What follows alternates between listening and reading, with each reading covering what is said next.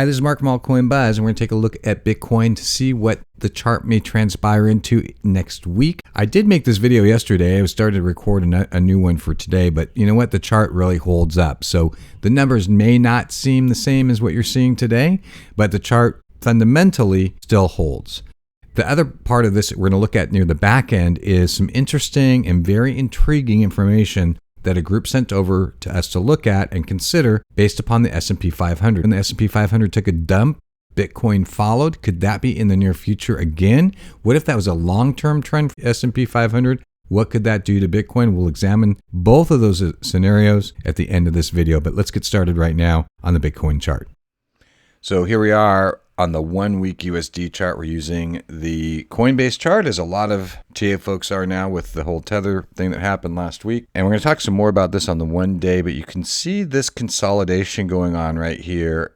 Very encouraging for me. Not saying that we can't go any lower. However, the Wyckofian in me would say that we're in an accumulation area. I've heard some folks say that this might be distribution. I guess if you were looking at the whole flag as the distribution area, that theoretically then could be a long distribution period, but that means then we'd have to have a dramatic sell-off before we get into the accumulation. This is, again, according to Wyckoff. If that were to happen, and you did a Fibonacci on this, basically from the start of the uptrend in 2015, a retracement back to the 786 would take us down to 4,500. You need a selling climax, which theoretically could have been the December to January period. That's what I'm hoping for, because that would put us into an accumulation zone now.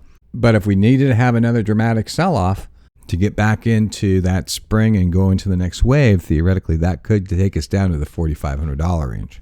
I'm not saying that's going to happen, but there are we need to be conscious of that, right? We can't be ignorant to the fact that that $6,000 area has been tested a lot of times, yes, but now we're coming on low volume and it wouldn't take much to break through that. So let's take a look at a couple other things. If we come into the 1 day chart, this is a trading channel that we've been in for the last week or so.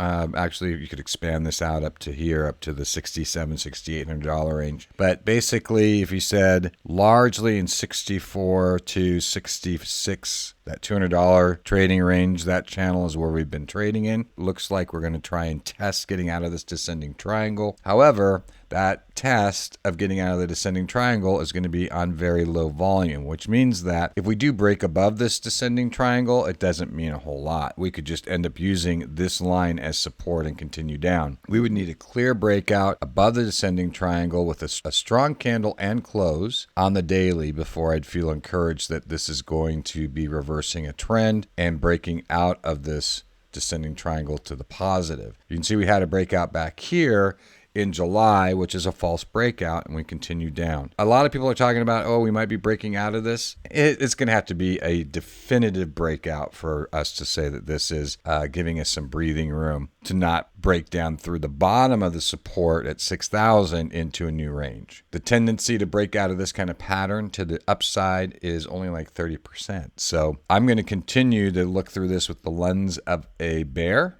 because that's what the chart's telling me, until something confirms differently. And that confirmation really would be that we break out and above this $7,300, $7,400. I'd want to see some progression made up with some higher highs and higher lows, and then a close above this would start to be very encouraging. But this trading pattern is backed up by the volume by price as well. This is the range that we've been in for quite some time, and you can see that's where the majority of the volume has been, in that box. And if we break below the 6,000 down in here, there's not a lot of support for us. And that could become a new trading range. If this is the accumulation area for Bitcoin, this could be our new trading range now, theoretically down in here for a while. There's nothing to say that that couldn't happen if we break down below this descending triangle. And again, that's a 70% chance that that could happen. Then this theoretically would become a new trading area for us. All of this action that's been happening over the last few days outside of the whole Tether experience has been relatively, look at this volume candle that we had right here with no price action on Bitcoin. All of the volume that's been happening so far is to the downside, bear volume, and any volume that we end up getting into the market seems to not move the price of Bitcoin by very much. So to break out of this $200 range over the next week or so is very possible. Over the weekend, I don't see it so much. We've got a crossover on the daily MACD, but again, this signal is not strong yet. We're still below that midpoint. Same on the weekly MACD, so that's not a strong indication that we're moving or going to break out of this descending triangle to the positive. If we take a look at the Ichimoku cloud, that 21-day moving average is acting as resistance right now. At minimum, we've got resistance if we do break to the upside of $6,700. There's nothing on the Ichimoku cloud that looks encouraging at this point in time. With the 50-day moving average as resistance, the 21-day moving average as resistance, it looks like the cloud has flattened out here, basically where our box is, so we'll leave that as resistance as well at about $6,500. And you've got another strong resistance area back here between 7 and 71, which is that area that we want to see ourselves close above. Basically, your risk to reward is a flip of a coin, right? If we said this is going to be our resistance somewhere in the $6,700 range, this is going to be our first level of support at about 61.50. That is a 1-to-1 ratio to the upside and the downside. There is no reason to make a trade until, at least for me, in my mind, until we see a break to the downside, or if you're on leverage, you could do that. But just a straight trade, a break to the downside of the 6,000 or a break to the upside of the 6,700. So let's take a look at the S&P 500 chart that a group called Whale Tank sent over. And what they did is they've looked at the 2008 financial crash, the S&P 500 of 2008 when it crashed. And let's just focus on the first few points. There was a quick 12% drop.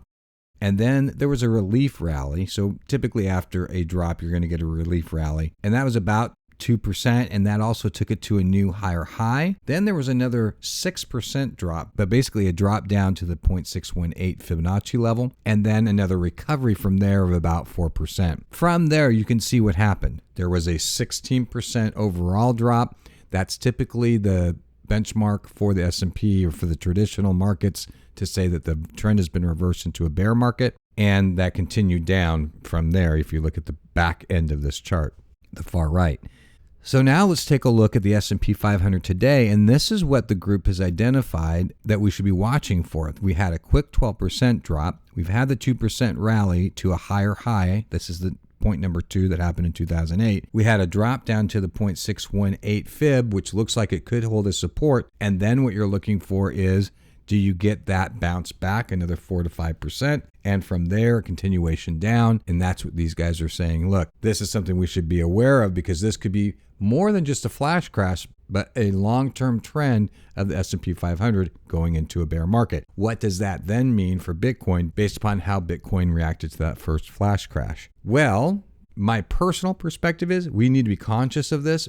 If the fundamentals of Bitcoin change here in the next 3 to 6 months, and the fundamentals give us the back starts kicking in, the ETF gets approved, Fidelity's custody position actually does help bring some institutional investors into the market, and Bitcoin can be something to hedge against something like the S&P 500 crashing. So now you've got two alternatives. We did see when the S&P crashed, gold did respond to the positive. Bitcoin did not. But if Bitcoin could be the alternative to gold when the S&P 500 is not performing, then we have a whole lot of room to go. That next bull run that everybody's been looking for, and that breach of the $20,000 mark that Bitcoin was at before, could actually happen, sometime into the end of next year. These are all ifs, whats, thens, but hey, these guys did some great research. We want to have as much information as we possibly can, right? We don't know how everything's going to transpire, but we have to be able to take the information in and make some logical hypotheses to be able to react to. And that's what TA is all about, taking all the stuff in, coming up with some hypotheses to be able to take our investments and react to those hypotheses as they prove out to be, or as they tend to be disproved. So that'll wrap it up for today. Hopefully this helps you and gives you some things to think about, maybe more than you wanted to think about over the weekend. Please hit that like, subscribe, and alert button so you always know when these videos come up. And until next time, may all your trades be good ones.